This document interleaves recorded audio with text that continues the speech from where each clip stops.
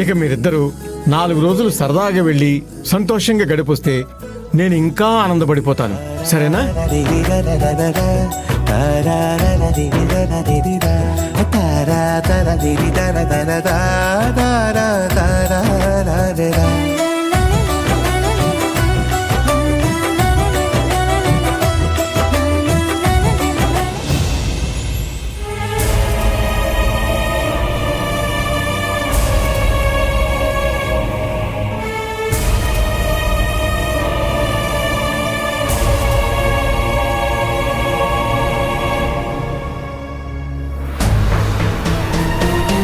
అమ్మా, ఏంటమ్మా ఇదంతా?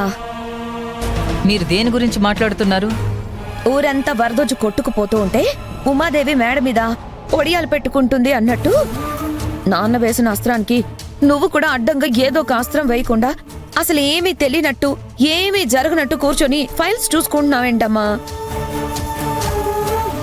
ఎలాంటి అస్త్రాలు వేసినా ఫలించవు అని తెలిసినప్పుడు ఏం జరగనట్టుంటేనే మేలనిపిస్తుంది.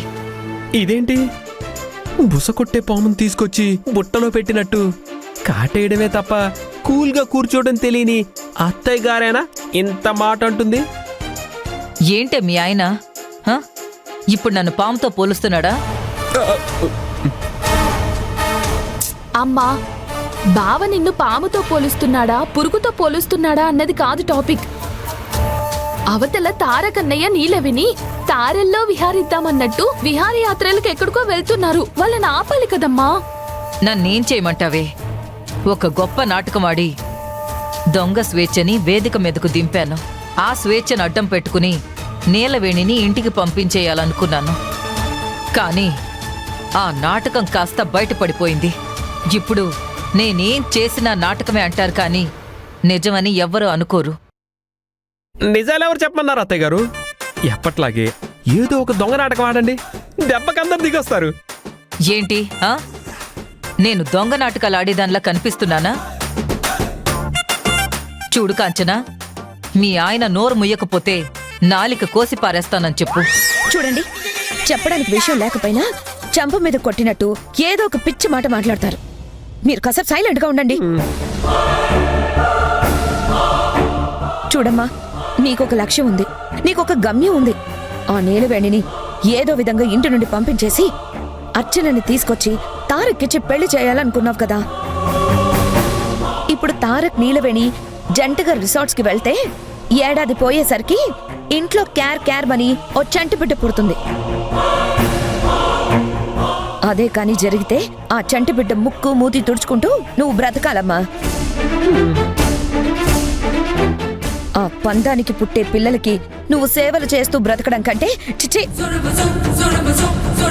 అంతకన్నా అవమానకరమైన విషయం మరొకటి ఉంటుందా? ఏం చేయమంటావే? నాకెదురొచ్చే ప్రమాదాలు అలాగే వస్తున్నాయి. ముంచేసే ముప్పులు కళ్ళకు కనిపిస్తున్నాయి. కానీ ఇప్పుడు నేనున్న పరిస్థితుల్లో మీ నాన్న కాని తారక్ కాని నా మాట వినే పరిస్థితుల్లో లేరు. అందుకే నోరు మూసుకునున్నాను. అయ్యో అత్తయ్య గారు, హీరోయిన్ని అలా ఏకాంతంగా వదిలేస్తే ఇంకేమైనా ఉందా? రబ్బర్ గాజులు తెస్తానే, రిబ్బన పువ్వులు తెస్తానే అన్నిద్దరూ డ్యూట్లు పాడేసుకుంటారు. మీరింతవరకు ఇంత బ్రతికింది మీ కొడుకు ఒక పని దాంతో డ్యూట్లు పాడుతూ ఉంటే చూడ్డానికా? ఇలాంటి బ్రతుకు బతికినా ఒకటే చచ్చినా ఒకటే. కాంచనా, ఏంటమ్మా?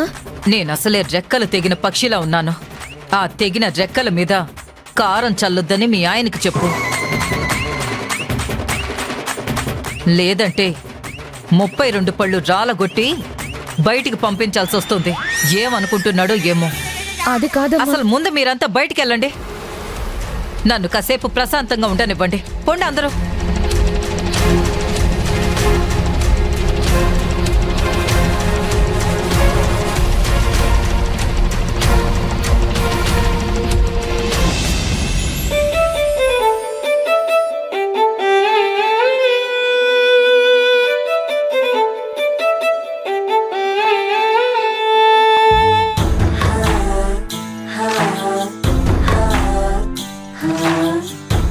ఏంటి తారక్ సార్, ఏదో చెప్పాలనో అడగాలనో అనుకుంటున్నట్టున్నారు. మరేమీ చెప్పకుండా అలాగే చూస్తున్నారేంటి? నేను అప్పుడప్పుడు పుస్తకాలు చదువుతూ ఉంటాను నీలవేణి. కొన్ని పుస్తకాలు చాలా ఇంట్రెస్టింగ్గా ఉంటాయి. తర్వాత ఏం జరగబోతుందో అని తెలుసుకోవడానికి ఒక్కొక్క పేజీ చదువుతూ ఒక్కొక్క పేజీ ఆసక్తిగా తిప్పుతూ ఉంటాం. పుస్తకం మొత్తం ముగించేసరికి చాలా ఇంట్రెస్టింగ్గా ఉంటుంది. ఇప్పుడు ఆ విషయం నాకెందుకు చెప్తున్నారు? నువ్వు కూడా నేను చాలా ఆసక్తిగా చదివే పుస్తకంలా అనిపిస్తున్నావు నీలవేణి.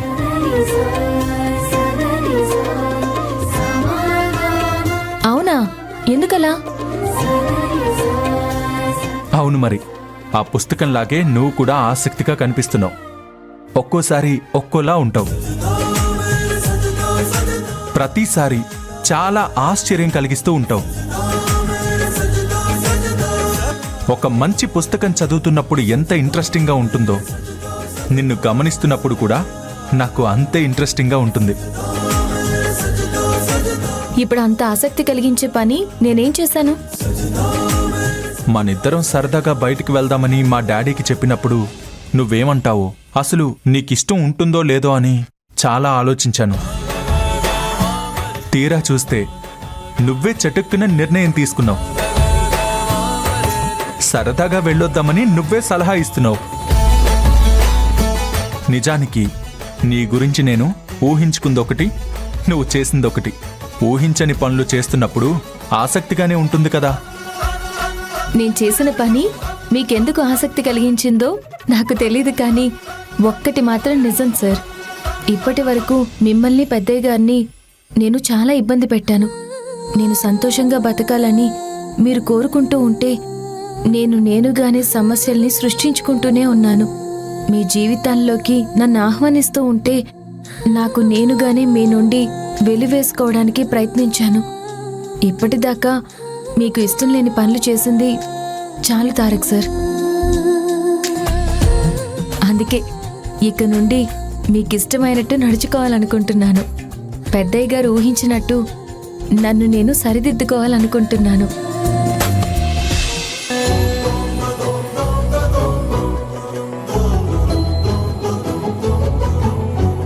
నీలో సరిదిద్దుకోవాల్సినంత పెద్ద పెద్ద లోపాలు లేవు నీలవేణి. నిజానికి నువ్వు నీలా ఉంటేనే బాగుంటుంది. నువ్వు నీలా నడుచుకుంటూ ఉంటేనే అందంగా ఉంటావు. అదే నాకు కూడా నచ్చుతుంది.